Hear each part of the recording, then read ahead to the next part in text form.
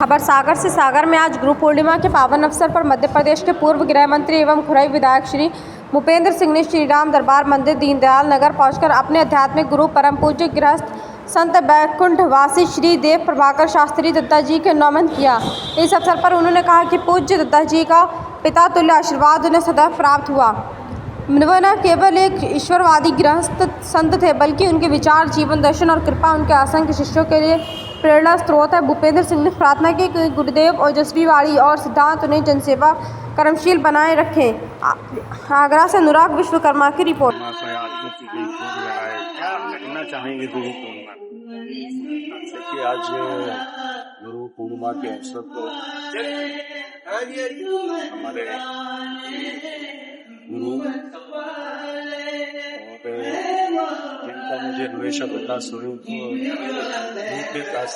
स्वरूप आशीर्वाद मिला, ऐसे हमारे ईश्वरवासी परम पूज्य दत्ता जी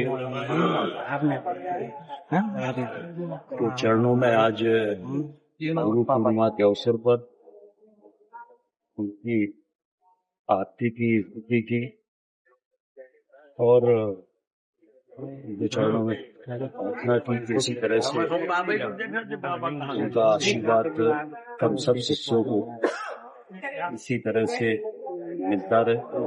बन जाए तो परम पूज्य दत्ता जी, मैं समझता हूँ कि भारत के ऐसे एकमात्र श्रेष्ठ संत थे जिन्होंने 108 सवा करोड़ पार्थिव शिवलिंग निर्माण का निर्माण करा है। ये देश में मैं नहीं समझता हूँ कि 108 बार किसी संत के द्वारा पार्थिव शिवलिंग का निर्माण हुआ हो, और बाकी असंख्य शिवलिंग का निर्माण जो लक्ष्य नहीं होता था उससे अलग।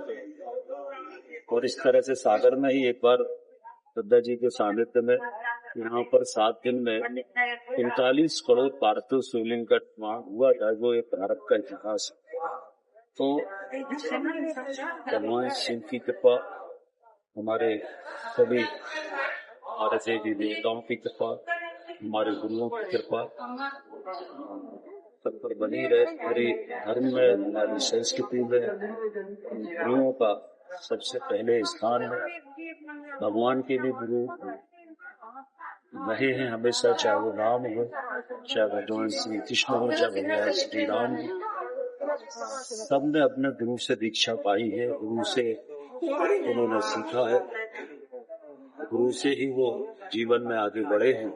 और हमारी संस्कृति में गुरु परंपरा, गुरु पूजन की परंपरा आदि काल से चल रही है। महर्षि वेदव्यास जी ने इस जो गुरु पूजन का कार्यक्रम उनकी प्रेरणा से हमारे यहाँ प्रारंभ किया, और आज पूरे देश में गुरु पूर्णिमा के अवसर पर सभी संतों के चरणों में प्रणाम करता हूँ। और गुरु हमारे जीवन में प्रकाश देने का काम करते हैं।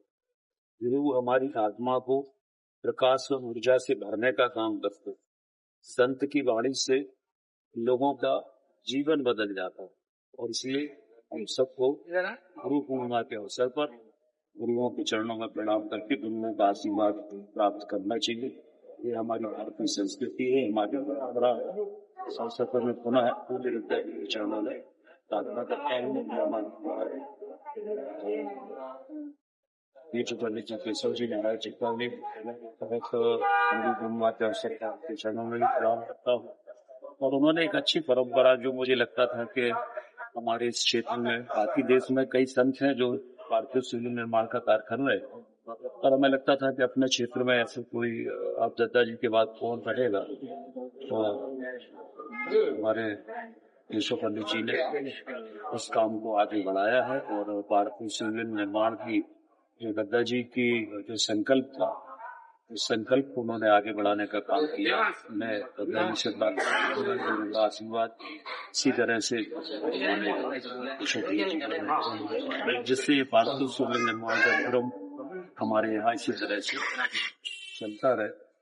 और हम सब जानते हैं कि हमारे धर्म शास्त्रों में सर्वाधिक महत्व अगर किसी चीज का है तो वो पार्थिव शिवलिंग निर्माण का है। इसलिए उस परंपरा को, पिताजी की उस संकल्प को केशव पंडित जी आगे बढ़ाने का काम कर रहे हैं। मैं उनके चरणों में प्रणाम करता हूँ। बहुत सबको शुभकामनाएं। धन्यवाद।